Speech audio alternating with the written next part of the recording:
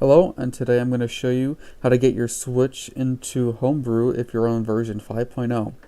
So I don't claim to know much, but I do know enough to get around in the Switch modding scene. So I'm just going to tell you what I know, but do take note that none of this is end user ready. You will encounter possible issues such as your battery being desynchronized from your console, among various other things. So do take that into consideration. Uh, you will possibly brick your console if you're not careful, and yeah, all sorts of issues may arise. So just only do this if you are very careful and you just are just doing this for fun, like I did. All right. So a couple of things you will need first is, of course, your Switch, and then you will also need a USB-C to USB 3.0 cable. Get one off Amazon for less than $10. It's very easy. And you will also need a method in order to short out your Switch or one of your Joy-Cons. Now, the easiest, most dumb way to do this is to just go on eBay right now and search Switch RCM jig.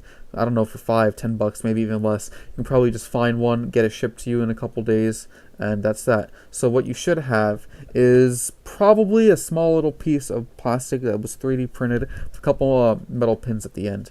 So the one I have allows me to slide it into the right Joy-Con slot, so it'll just slide into your Switch, and you put it all the way at the bottom, and then the pins, I think it's 9 and 10, will be short-circuited when you try to boot up your Switch in the proper manner, which I'm going to show you how to do in a second. Alright, so once you have RCM jig and USB cable and all that stuff, you're going to want to get some files too. So the first thing you're going to want to get is, I don't know how to pronounce this, I think it's Zadig or something like that. I don't know how to pronounce it. You're going to want to get this because this will allow you to get the drivers necessary to be able to execute this on Windows, because normally you would otherwise have to do this on the Linux platform. So once you get this, you're going to want to open it. Now, yours might not look like this at first, so you're going to want to go to Options and press List All Devices, and then it'll list all the devices possible.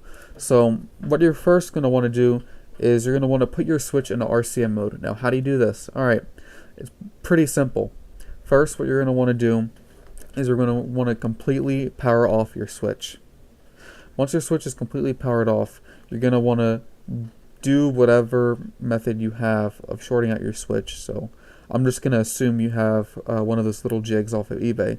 Alright, slide it into the right Joy-Con slot, and what you're then going to want to do is hold the power button and the plus button on the volume at the same time.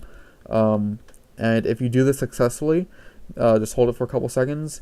Nothing will happen at first. You're just going to be black screen. But if you see the Nintendo logo, you know you did it wrong. So if you have a black screen, that's great, excellent.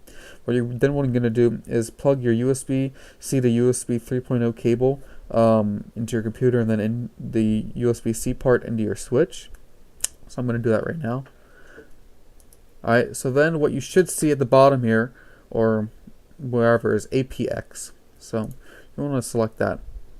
Alright, then I believe what you have to do is scroll down to lib USB-K version 3.0.7.0. Alright, now I already have this driver installed, but for you it should say install driver. You just want to click that big button. I'll just do this just because. Alright, then it'll take a couple seconds, and boom, the driver is installed successfully. Excellent. So now that that's done, you don't need this anymore. You can simply close out of that. Alright, so what you want to do now is download several other files. So you're going to want to first, I believe, download Tegra RCM GUI version 1.0.1 win32.zip. The GitHub link will be in the description of this video. And then I believe you also have to download the actual Homebrew files. So I'll link the GitHub there too. I believe the files are payload.bim and then 4sdcard.zip, something like that. I don't have it up right now. Actually, is it here? I think that's here. Yep, so you're going to want to SD files.zip and then payload.bin. You're going to want to download both of those. So then you're going to want to make a new folder, just like I made here. I just called it Switch Tutorial. I made a new folder inside of that called payloads just to store all the payloads. You can do this if you want, you don't have to. Just put payload.bin inside of there, and then put the contents of Tegra RCM GUI just in this folder. And as for that other zip file, which was sdfiles.zip, what you're going to want to do is get yourself a micro SD card, format it to FAT32, and then all you got to do is simply put these files onto your micro SD and insert it into your switch. There's nothing else that needs to be done. Alright, so then what you're going to want to do after that is, so you're going to have all your files here, should look like this. It doesn't matter if you have a payloads folder or not. You're going to want to run tegra rcm GUI.exe. Alright, so because my switch is currently plugged into my computer with RCM mode, it'll show this.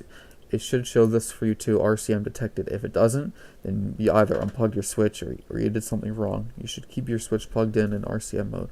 Alright, so then what you're going to want to do is find your payload. So mine, let me go to my desktop, switch tutorial, payloads, payload.bin. Alright, then it's very simple. All you got to do is press inject payload. Alright, so then look at your switch. You might want to turn it vertically. You're going to see a couple of options of very small text. You're going to want to press the power button, launch firmware.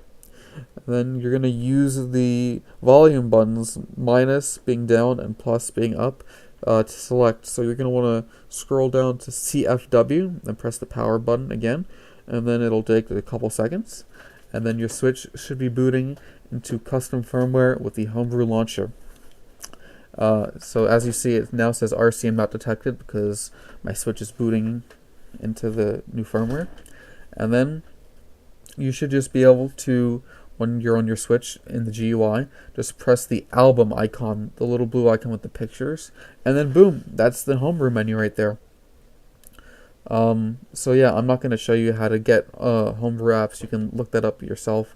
Note, this isn't permanent by any means. If you reboot your switch, then that means it'll simply not be there, and you have to do this every time you're going to want to use Homebrew. But I will again say that this could lead to very serious issues, so do not do this often, and be careful when you're doing this. This is just for, I guess, testing purposes, for fun for now. But yeah, there are going to be many more user-friendly, projects, I guess you could say, in the future. So that's all you have to do, really. Very simple. Note that when your switch goes to sleep, there's currently a bug that you cannot get out of sleep. You kind of screwed. So you're just gonna want to have to power off your switch and do the whole thing over again if your switch goes to sleep with this. It's mainly not for practical use right now, just for fun purposes. But I expect to see a lot of advancements and improvements in the future. Thank you to all the people who have made this possible. Skyers, however you say it, and a lot of other people. Again, I don't claim to know much about this. I've just been trying to keep up with the news and trying to keep up with the different things going on. And I really find it interesting. I don't know much about coding myself. I only know Python and a little bit of Java. But yeah, so thanks for watching, and hope you enjoy modding your Switch. Bye.